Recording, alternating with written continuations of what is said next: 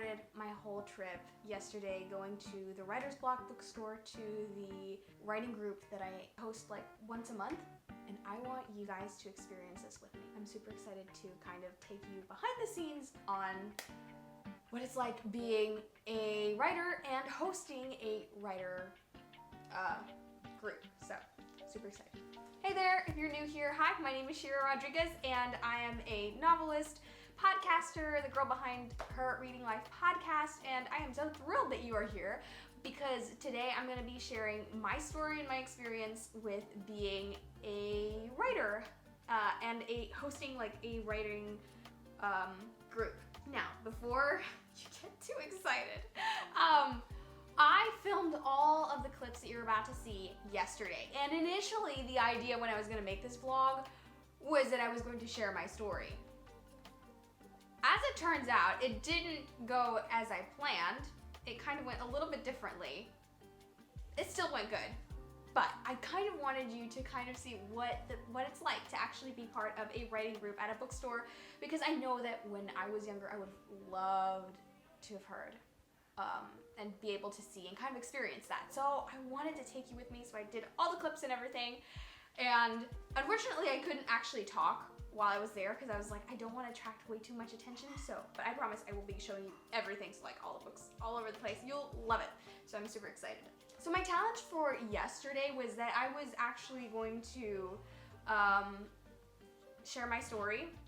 For some reason, I didn't contact my fellow writing host, Abigail, about this so that I could actually plan something.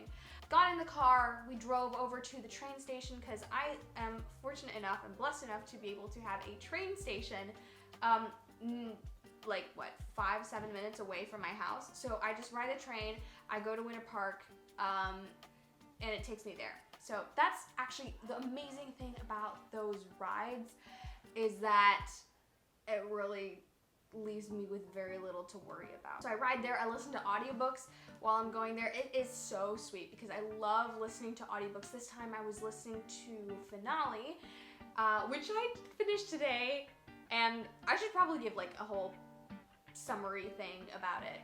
I might. Once I got off the train, I headed over to the bookstore. You walk, so the area where the bookstore is, it's called Park Avenue. And so Park Avenue is basically one long street. You can walk all the length of the street down to the college or to the museum.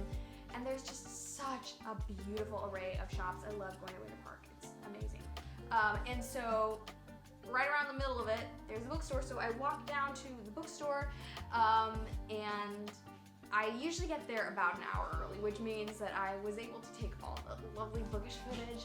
I love the Writer's Block. It's actually incredible how I was able to even get there. It's a miracle for me because I wanted to either work at the bookstore or like just be there at Writer's Block from the first time I saw it. I was like, this is amazing, and I was just obsessed with the idea. And so I met up with, actually I contacted their store. At first I tried getting a job there. It didn't really work. They had already gone to the next step. They weren't like looking for new submissions and applications. So what I did was I emailed on my mom's like advice. I was about to give up, but then my mom was like, just contact them. And so I contacted them, specifically the lady that was in charge of the bookstore, Lauren, who is amazing. And I was honestly super scared. I thought they weren't gonna answer at all. I wrote a whole thing. I was so tired of writing like business-like emails that I just threw it out there.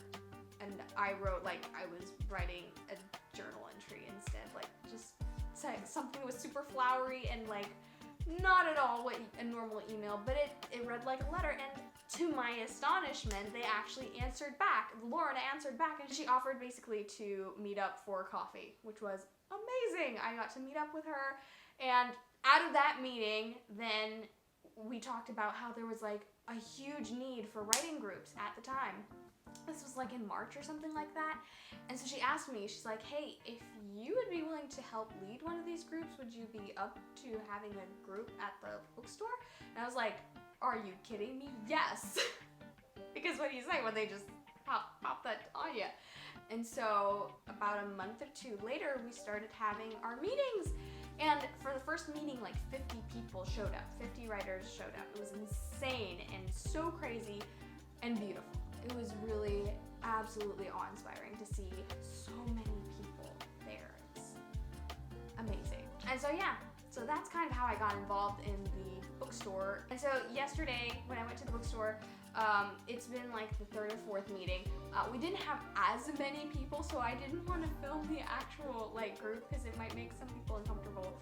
But I will tell you everything that happened and why things didn't turn out like I expected them to. So I knew that we were going to do writing and that we were going to talk about how to critique. Abigail, who is in charge of like doing the group, she's done a ton of writing workshops, and so she's already developed this amazing method for critiquing, whether fiction, nonfiction, and basically it goes down to, what do you think the purpose of this writing is? Did it like actually accomplish what it set out to do?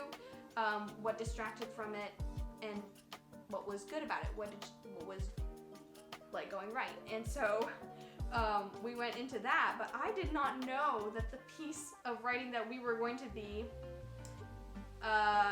critiquing was going to be our own writing that we had done for 20 minutes. So we were supposed to write for 20 minutes, just free write, and then we were going to critique, but I thought I was going to be able to critique my novel or my short story. I was like, I'm totally ready for this. I was like, oh, okay, so we're doing this one. So I did read it out. Everybody was so gracious. They seemed to enjoy it, but again, it was nonfiction, and it was not, I don't write nonfiction as much as I do fiction, and so it was like, oh darn, this is not how I wanted it to go. But I did read it, so that was a win. I have never read my work aloud before, which was amazing, you know? And so it's just so rewarding to be able to have a community and a place where you can share your work and have people cheer you on. When I told everybody that I was getting published in November, last meeting, everyone was just so incredibly encouraging and sweet. It was so delightful just to see everybody's enthusiasm. It really did warm my heart. And so, because the bookshop closes just before our meetings, and right after our meetings we have to lock up and everything, we usually aren't able to chat that much, but there's this amazing chocolate shop at the end of the street. It's called, I think it's called AJ's Chocolate or something like that. Don't quote me on this, I don't remember. And it is so good. Like, if you ever visit Orlando, visit that shop.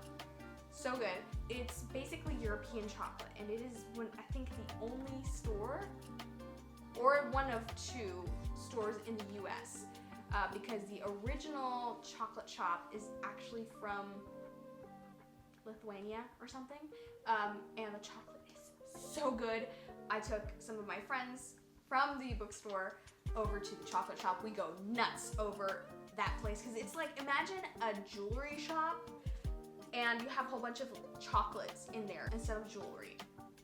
That's what it is, and it's spectacular. Oh, one of my favorite things that I've had there is, and I get it every time, is the Faro chocolate. It's about this big, but it's either dark chocolate or milk chocolate. The milk chocolate was better. I got dark chocolate last time, too much. But milk chocolate and passion fruit. Beautiful, so good. We're all chatting about books and getting to know each other even better. Just going absolutely nuts over the beautiful chocolates.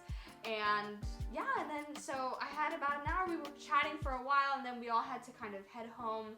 I was able to chat a little bit more. We were able to chat about our works in progress and how we were working on that and what were some of our goals. So that was really lovely. And then by around like 8 o'clock or something like that, then I had to catch the train back, which is always so relaxing because it's so quiet and it's kind of dark, so it's very soothing. You can almost fall asleep in there. I don't, but I could. It's really relaxing and sweet, and then my dad picks me up and takes me home. And then usually I like to have a bite to eat around 7, 8 o'clock, and we had some chickpea pasta left over, so I just grabbed the leftover pasta from the fridge and then tossed in some lettuce, some balsamic vinegar, olive oil, salt, cucumbers, tuna, Did I mention tuna already? I don't remember. But I mixed in all those things and it made a really lovely salad. And then I think my sister was watching Little House on the Prairie, so that was so lovely to just be able to relax and yeah, enjoy the day. Even though it hadn't gone the way I'd expected it to, but it was still fun. And so that was kind of how my writing day went, my day at the writing group. I hope that this was enjoyable. Let me know if you'd like to see more of this kind of content. It was really fun for me to make, and I hope that you guys enjoyed coming with me to the Writer's Block Bookstore. I can't wait to be able to show you more book stuff and writing stuff. So I hope you have an amazing day. And until next time, continue to live, give, and repeat. And I'll see you